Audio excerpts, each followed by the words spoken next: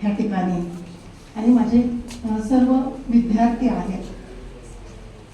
ह्या विद्यार्थ्यांना मी आत्ताही पुन्हा सांगते की एखाद्या वेळेस विसरून जाईल. मी संतोषला सांगितलंय की अरे सर्वांचे सत्कार झाले या ठिकाणी, पण माझं संपादक मंडळ कुठे आहे? ते हरवलं या सत्कारामध्ये. त्यांचा सत्कार कोणी करायचा? तो म्हटला माई, तो मला माईच म्हणतो, पण का म्हणतो हे मी नंतर सांगणार आहे. मला ह्या महाविद्यालयाने काय दिलं? खूप मोठमोठे सन्मान दिले की जगात कोणत्याच विद्यापीठामध्ये, कोणत्याच महाविद्यालयामध्ये असे सन्मान मिळाले नसतील. त्याचाही मी नंतर उल्लेख करणार आहे. परंतु ह्या ठिकाणी मी जी आज उभी आहे त्या उभ्या राहण्या पाठीमागं कोण आहे? तर माझे स्वर्गीय आईवडील की जे आज नाहीये. मी त्यांना प्रथम स्मरण करते त्यांच्या संस्कारामुळं मी आज या ठिकाणी उभी आहे. आणि त्यानंतर माझी विद्यार्थिनी शुभांगी की जिचा लेख आहे ह्या पुस्तकामध्ये, पण ती आज तिथं नाहीये, ह्या जगात सुद्धा नाहीये. 3 आठवडे झाले. अचानक तिचं म्हणजे देवाला ती खूप आवडली, त्याच्यामुळे ती आज इथे नाहीये. आणि दुसरी माझी विद्यार्थिनी तृप्ती कापरे की या सगळ्या विद्यार्थ्यांनी कालपासून माझ्यापासून लपवून ठेवलं. घोगरे सर, जांभळे सर रात्री 12 वाजता पुण्यामध्ये हॉस्पिटलमध्ये जाऊन आले, परंतु वर्षाला काही कळलं नाही. तिने मला मेसेज दिला, पण तिने सांगितलं होतं दादा की लोक अदालत आज आहे आणि मॅडम अशी अशी केस आहे, मी 4 वाजता जाईल. ओके. नंतर आज सूत्रसंचालनाची तुम्हाला जुगलबंदी ह्या सभागृहामध्ये पाहायला मिळाली असते. आणि काय विद्यार्थ्यांना घडवले त्याचं दर्शन तुम्हाला आज पण तो एक अर्धा भाग इथे आणि अर्धा भाग आज हॉस्पिटलमध्ये तो बसलेला आहे. तिथे रात्री माझ्यासाठी आली, तिचे मिस्टर आले, मुली आल्या. आणि ती पण घराच्या जवळ आल्यानंतर एक ऍक्सिडेंट झाला छोटासा आणि ते दोघंही दवाखान्यात आहे. आणि ह्या वेळेस मला वर्षाने सांगितलं की मॅडम तुम्हाला हे माहिती आहे का? आणि माझा सगळा बांध तुटला. सगळे विद्यार्थी की मॅडम का? मी म्हटलं तुम्ही माझ्यापासून हे लपवून ठेवलं. म्हटले नाही, आम्ही रात्री जाऊन आलोय 12 वाजता. हे सगळ्यांनी सांगितलं. रात्री पुण्याला जाऊन आले. आम्हाला माहिती होतं की काय होणार आहे तुला कळल्यानंतर, आणि म्हणून ते मला सांगितलं नाहीये त्यांनी. तृप्तीचं सुद्धा मी या ठिकाणी उदाहरण देणार आहे.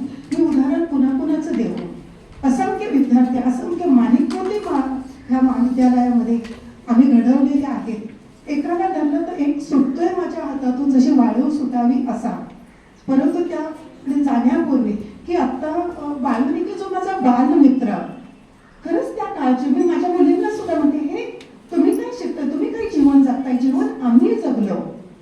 माझे बंधू बसलेले आहेत शिवाजी कोलते की ज्यांनी मला जी ही आवड लागली ना की वक्तृत्व स्पर्धा असतील, निबंध स्पर्धा असतील, दादा आहेत त्यांनीच मला ते विद्यार्थी दशक बक्षिसं दिलेली आहेत. मी आणि माझी बहीण इथं जया बसलेली आहे. एक बक्षीस घेऊन तिथेच असतो, पुन्हा नाव पुकारली जायची. अख्ख्या हायस्कूलची निम्मी बक्षिसं आमच्याच घरात असायची. तर ते जे सर्व झालं ते माझे बंधू शिवाजी कोलते, चुकून घोगरे आप्पांमुळं त्या काळी आम्ही वाचन करायचो. त्या काळी नियतकालिका आमच्या घरामध्ये यायची आणि हे आप्पांमुळं. आणि वक्तृत्व स्पर्धेत भाग घेतला जायचं. ते मला वक्तृत्व स्पर्धेचा विषय लिहून द्यायचे आणि सगळं श्रेय जातं माझ्या रयत शिक्षण संस्थेच्या हायस्कूलला.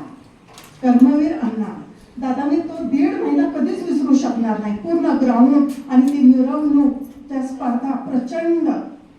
आणि ह्याच्यातून आम्ही घडलो गेलो. जे आता बाळूने उल्लेख केला ते अगदी खरं आहे. त्यामुळे सवयीच नव्हती स्पर्धेत भाग घ्यायचा. स्पर्धेत म्हणजे विजय मला नेहमी वाटतं, मी आजही विद्यार्थ्यांना म्हणते, विजयासाठी माझी कविता कधीच नव्हती, म्हणून मला पराजयाची भीती नव्हती. मला विजय मिळाला पाहिजे. विजय असं जर म्हटलं तर मग अवघड होऊन जातं.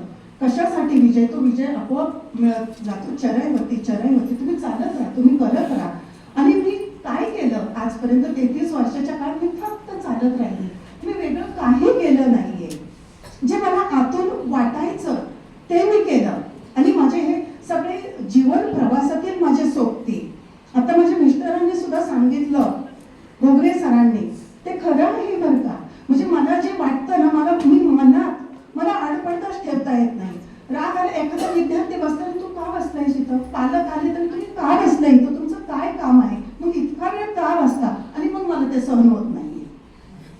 कोणताही मुलगा कुठं अन्याय झाला ना की मी तिथं म्हणजे नाहीच, मी किती स्वतःला दाबायचा प्रयत्न केला ना ते मला जमतच नाहीये. मग मुलांसाठी सतत धडपडणारी मी, त्याच्यामुळे म्हणजे मी थोडीशी आक्रमक वाटत असेल. त्यांचा प्रश्न कसा सुटला पाहिजे, कारण मला असं वाटायचं मी ह्या पुरंदर तालुक्यातली असल्यामुळे प्रत्येक गावामध्ये माझे नातेवाईक, मग मला वाटायचं हा मुलगा माझा आहे आणि त्याच्या आई बाबांना माहिती नाही बाहेर काय ते. त्याच्यामुळे संसाराचे धडे सुद्धा मी माझ्या मुलींना दिलेले आहेत. मी मुलींना रागवले.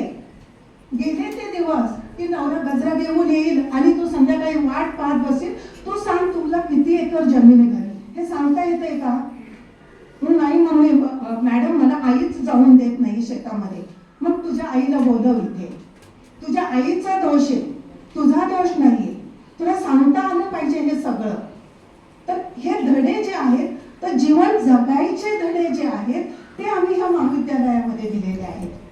आणि मला असं वाटतं की एक सोहळ्याचा आज जो हा सोहळा आहे, खरंच त्याचं औचित्य अनमोल आहे.